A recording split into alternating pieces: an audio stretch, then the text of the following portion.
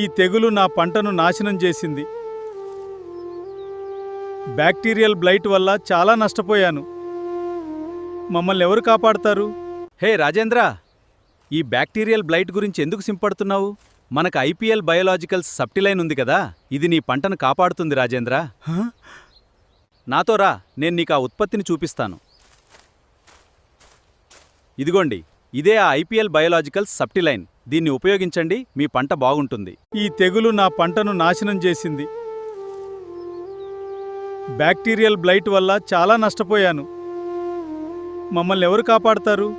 నాతో రా, నేను నీకు ఆ ఉత్పత్తిని చూపిస్తాను.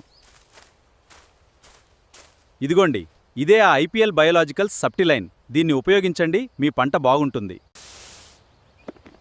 అవును, రైతు సోదరులారా, మీరు కూడా నా మార్గంలో రండి.